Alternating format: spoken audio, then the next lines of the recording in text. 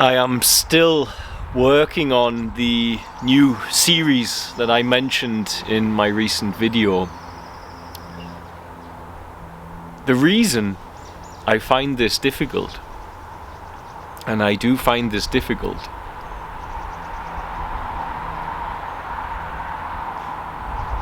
is in one element what I am trying to teach can't be taught.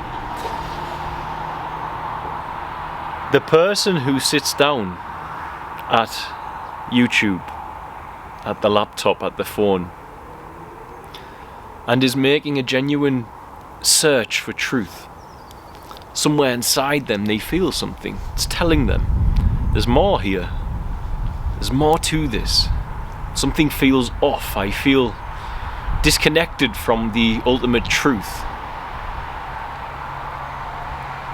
And this set of thoughts, this thinker who is building this journey, is the cloud, the veil, it's the dream. And so you run a risk of putting people further into the dream, of putting people further into the idea that the truth is found on a journey of seeking and searching and developing.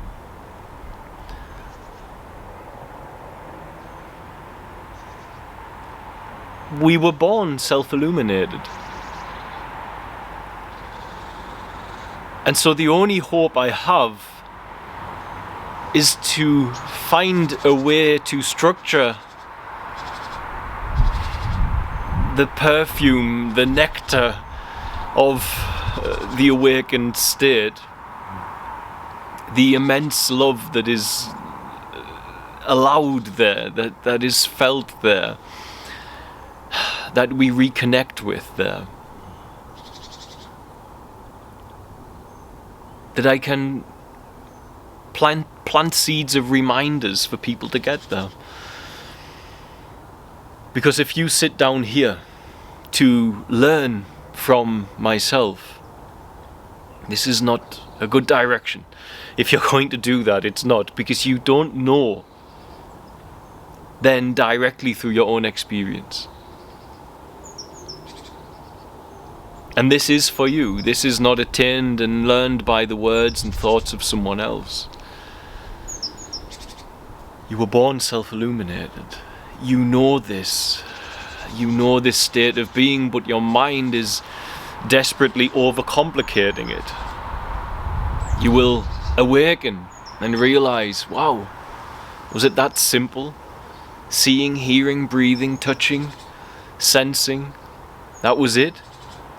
Here I am, free for all of my senses to do what they need to do, without the mind trying to own it, without the mind trying to store it, without the mind trying to build an image using imagination and memory of who I am. The character. Just to breathe, see, hear, to smell, to touch, without that. You did that as a baby because you were born self-illuminated. And so as we sit there with this yearning, something's off, something's wrong, something's missing, and we look into YouTube, what is it that's missing? Where's the truth at? And someone says, here. The truth is here. If you approach that side by side with the person and hear what they say as a set of instructions and activities for you to partake in as a human being.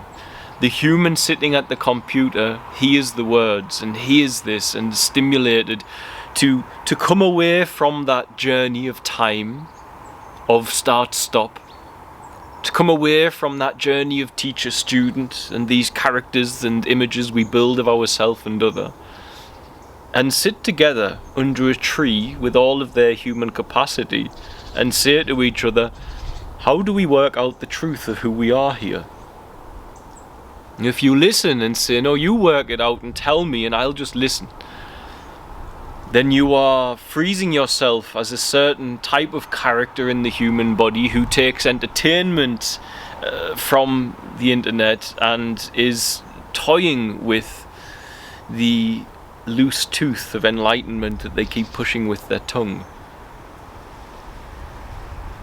instead of trying to do it as a direct experience, not as a character who has become enlightened, for the character is the veil that stops you from touching it, but for a human being to hope to see the world through the loving eyes of God, and in doing so have the fuel to bring that unconditioned love to the world. How do you teach that? When people will sit down with a character that wants to learn something, and you would lead them further astray, as they believe that they, the character, may well awaken.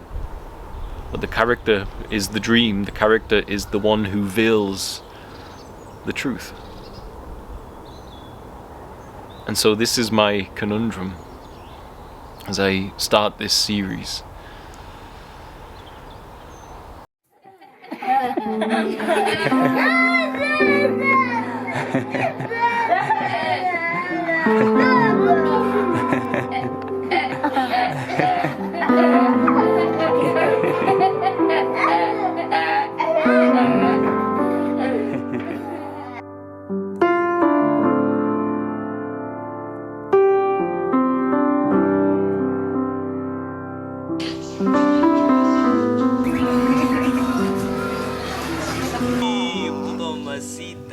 Come with me,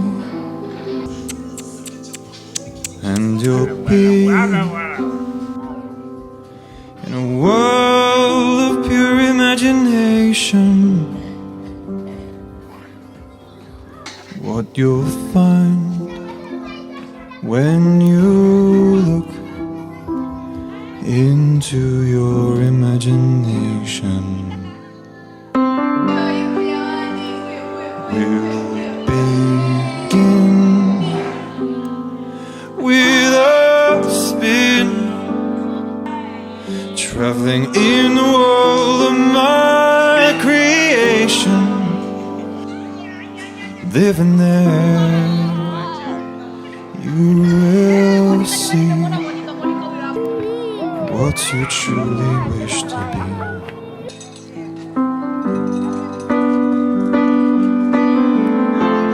If you want to view paradise, simply look around and view it.